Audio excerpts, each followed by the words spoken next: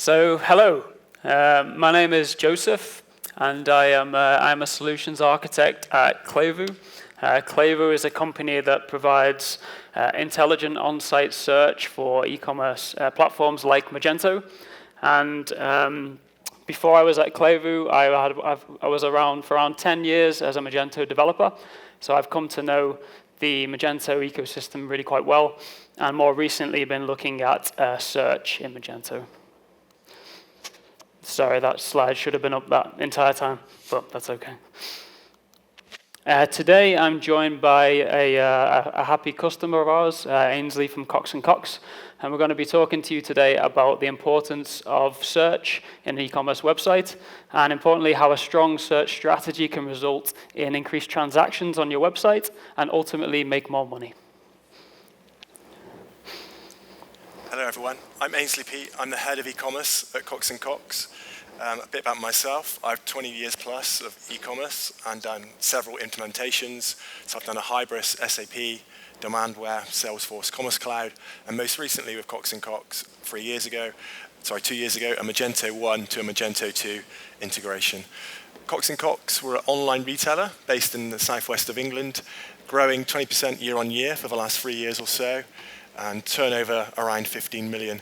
In terms of homewares, we currently sell furniture, so sofas, stools, console tables, but we also sell lots of lighting, mirrors, and also seasonal products as well, where we're selling outdoor furniture and now Christmas products. And I'm pleased to say we've been actually selling Christmas tree decorations and Christmas trees since August.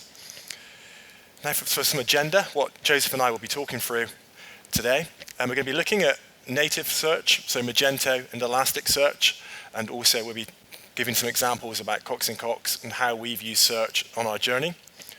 Next, we'll be introducing a more intelligent search, and I'll be giving examples on Cox & Cox and how we use our site search. Next step, we'll be looking at why does search need to learn, and again, we'll be providing some examples. And finally, for me as a retailer, how does search enable me to make more money? And I'm going to hand back over to Joseph. Okay, so let's start off with a statistic. 43% of website visitors go immediately to the search box. Okay, so the search box on your e-commerce website is the one place that a customer can truly express what they're looking for. Now, whatever they type into that search box, it's really important that you have something in place that can understand what they're looking for and show them some relevant results. Now, Magento already has search, right? And in fact, it's got Elasticsearch. It's an incredibly powerful, fast, and scalable system.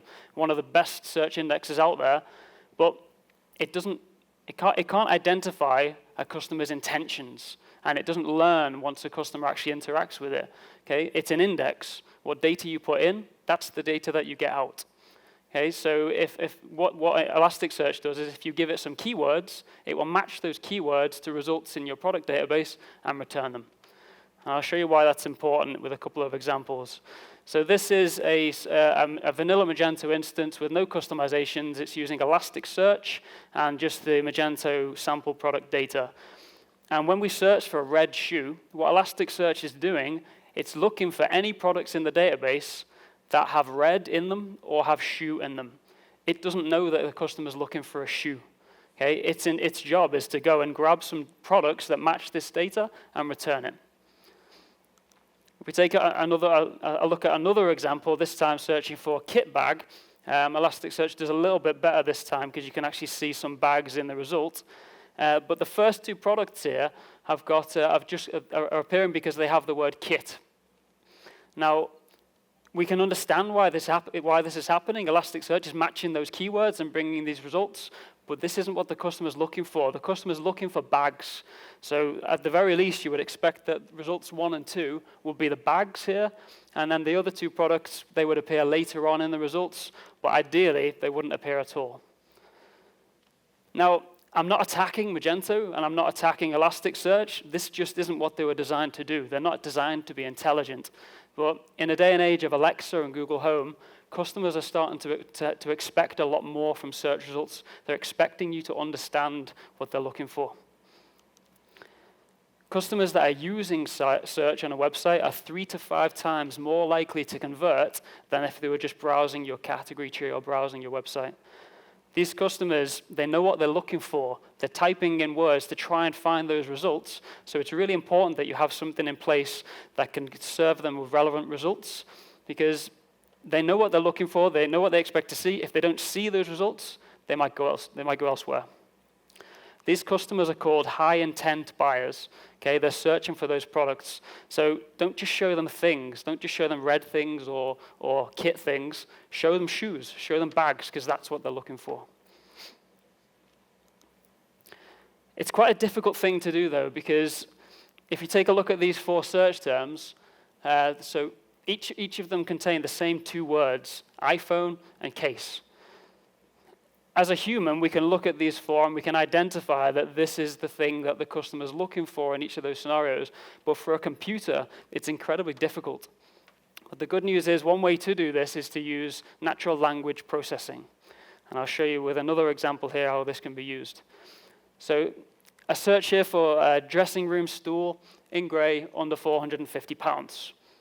Now, you might look at this and think, that's a bit ridiculous. Nobody searches like this. No one's going to type that into an e-commerce store.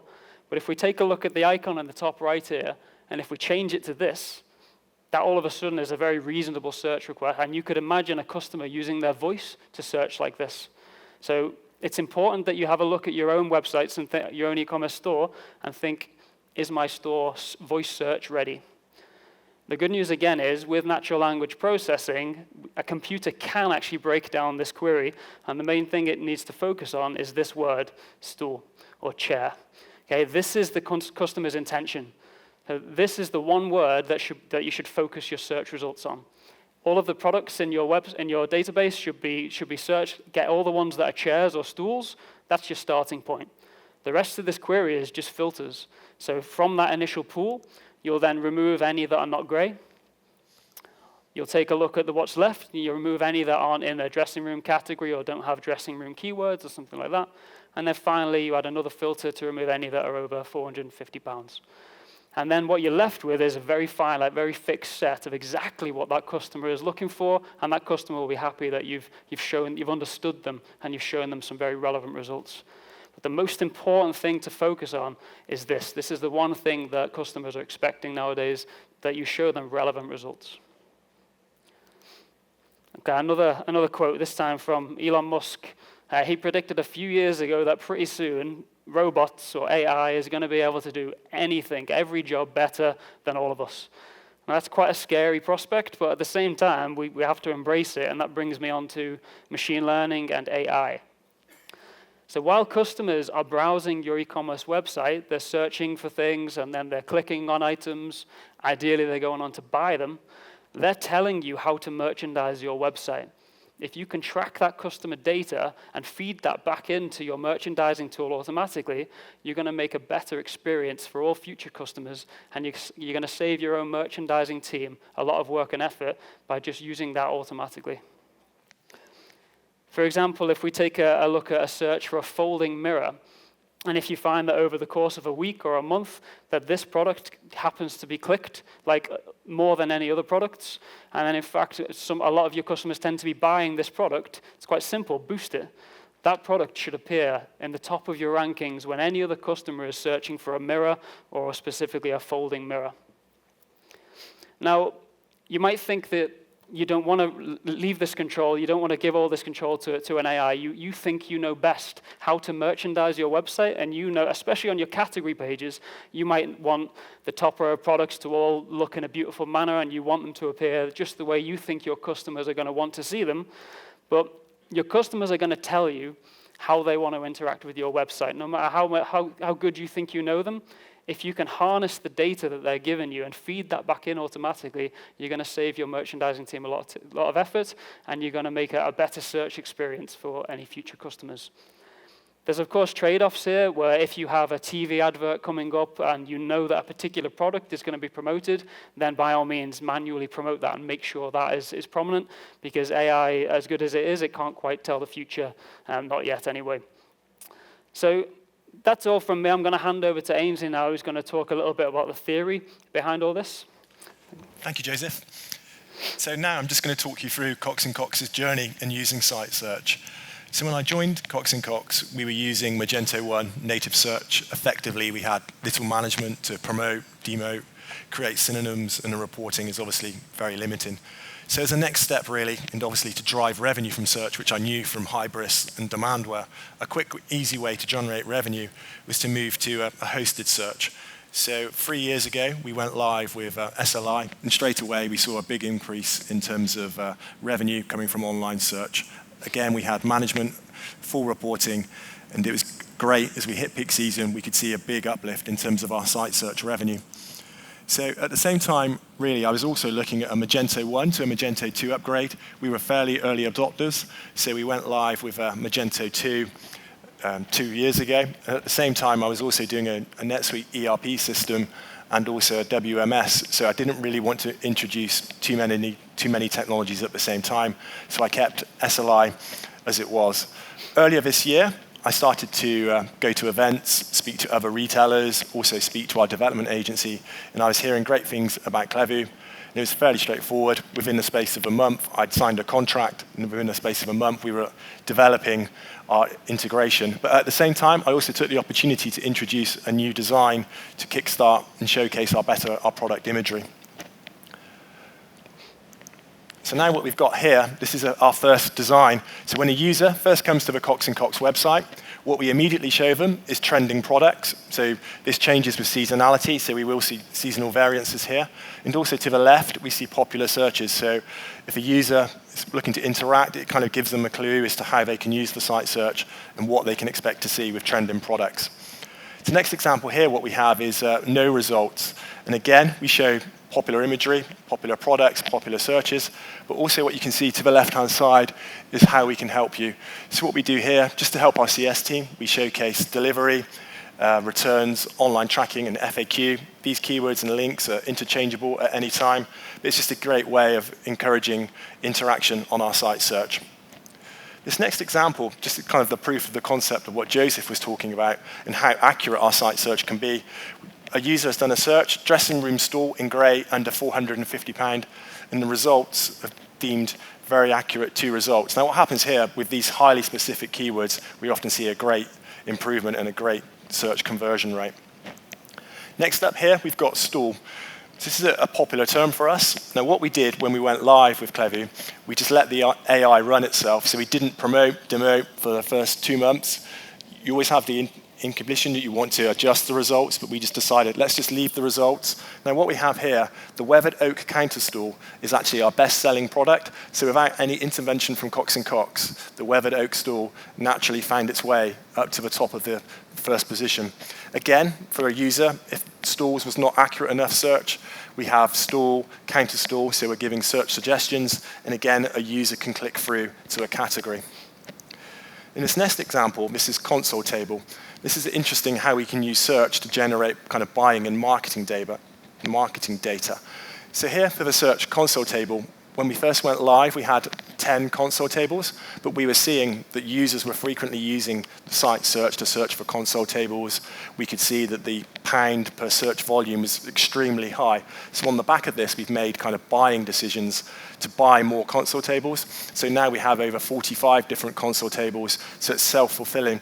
And also we use the data really from site search in terms of the pound per click to generate marketing campaigns, so we can use kind of console tables. We know it converts well, so we use paid search, Facebook advertising to further enhance our revenue coming from site search.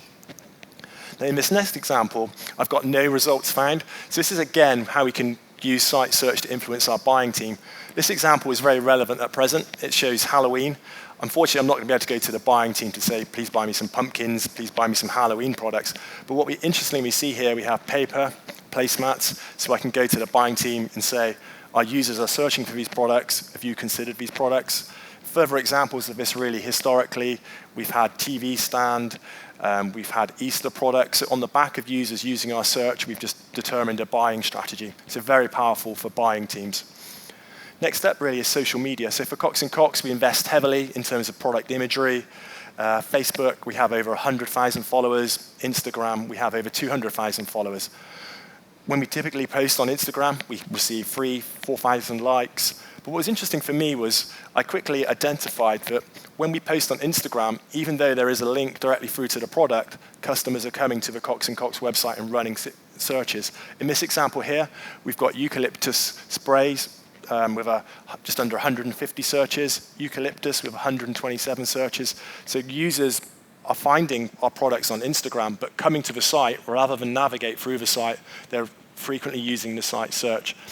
And what we do every day, we have an automated report that comes in, and typically every day, the top performing search term will always be related to a post that we've made on Instagram or Facebook. So again, we're just using site search to enhance our social media offering. And finally, really for me, I just wanted to give you some kind of key takeaway stats from Cox & Cox and our search data. So for us, as a business, a user who uses the site search is 4 times more likely to convert. To give you some numbers there, we typically see 60,000 searches on the site per month and around 80,000 different searches used. As we hit peak, which we're now going to be doing for Cox & Cox in November, we can see search conversion rates hit 15%. So no pressure, Joseph. We're looking for 15% over these coming weeks and coming months. And again, in terms of numbers, we see 100,000 users using the search and up to 200,000 keywords. Importantly now, what we've got here is a 53% increase in terms of search sessions. So it's self-fulfilling. More users are using the site search. They've become happier and familiar with using the site search. And finally, for me, really, the key stat for me, year on year, we're 81% up in terms of on-site search revenue by giving them products that they deem. We let the AI run itself. We very rarely interfere in terms of promotion and demotion, but it's always available. But I think for me, that's an excellent set of data, and we're really looking forward to driving this as we hit peak season. So finally, I'm going to hand over to Joseph, who's just going to talk through some summaries. Yeah, just one last slide from me, basically summarizing what Aynsley and I have been talking about. And these are questions that you can ask yourself either as a merchant or as a development team when you're working on projects. Are you identifying your customers' intent? Is your search providing the customers with relevant results? Summarized by, is your site voice search ready? Will your search learn from customer trends, and will it automatically feed that data back in? And are your search terms playing a part of your buying strategy? Are you identifying products that might be a gap in your market that you could speak to your merchandising team and buy more stock that's going to ultimately result in more sales? And finally, is search part of your marketing strategy? Are you making sure your customers can find the products that you're promoting across all of your marketing streams? So that's it from us. Hopefully that's been interesting and useful somewhat. Aynsley and I will be around afterwards if you want to come talk to us. Please do and ask us some questions. Thank you very much. Thank you very much.